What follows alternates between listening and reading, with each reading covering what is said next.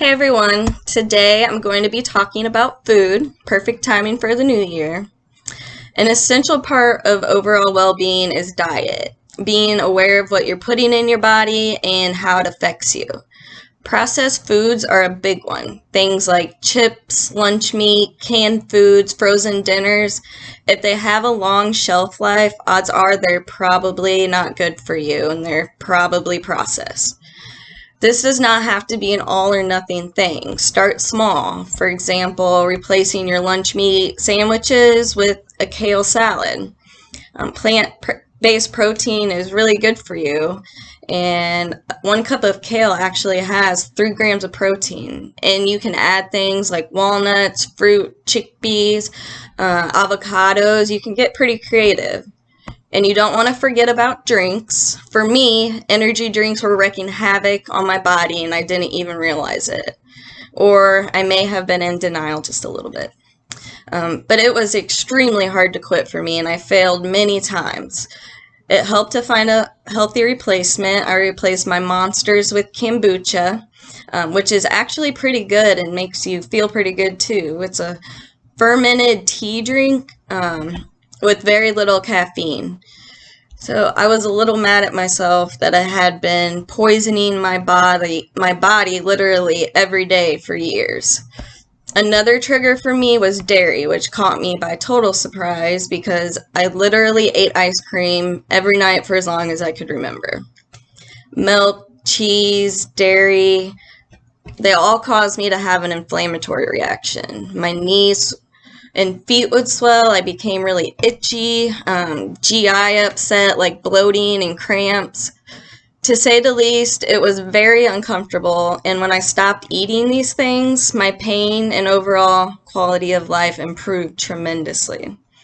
I drink almond milk now and dairy-free ice cream made from almond, coconut, or cashew milk, which is equally delicious, and I actually like it better. So take baby steps, just get to know your body better and be mindful of how it's responding. You may think because these unhealthy foods are so readily available, it can't be too bad, right? Wrong. It's usually quite the opposite.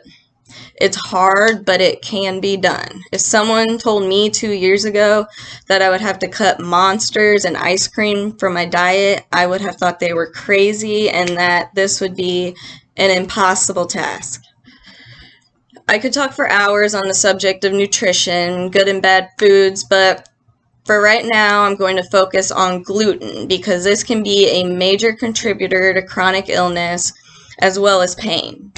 Although full-blown celiac disease, where you can't eat any gluten, is rare, gluten sensitivity is actually pretty common, and your body's response to this protein can mimic symptoms of many chronic diseases.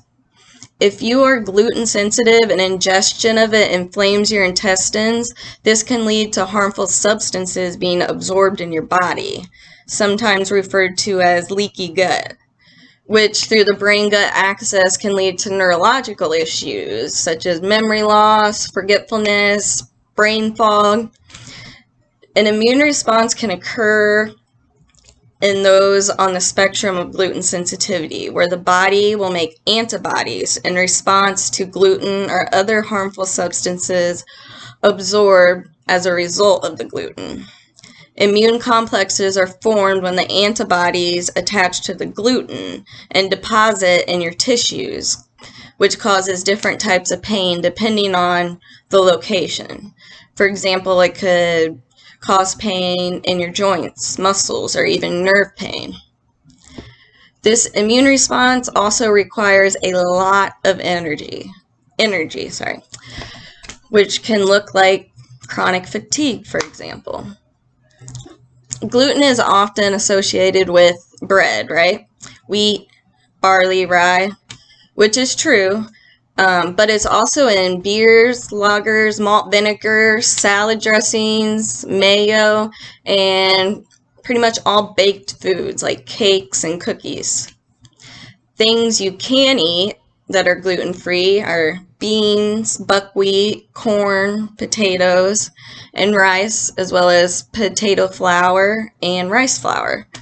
quinoa and quinoa flour, and distilled alcoholic beverages. A more comprehensive list can be found in the description section under this video if you want to read more on it. So if you've tried everything for pain or other symptoms with little success, decreasing or eliminating gluten is worth a try. And stick with it. You will not be cured overnight. These things take time. If you stick with it, your body will eventually begin to crave the healthy stuff, and you won't even want the bad stuff anymore. So shoot me a message or leave a comment if you have questions about a particular food or food group.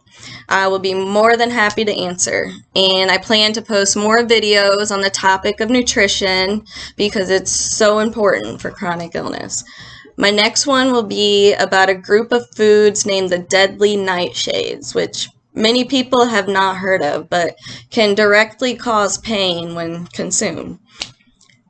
If interested, please subscribe and let me know in the comments if there are specific topics you want to learn more about or hear more about. I spent countless hours and days reading and researching, trial and error.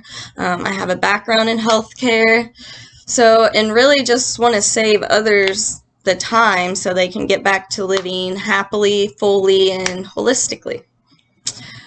I don't think anyone wants food to stop them from doing this. So I will see you guys next time. Happy New Year.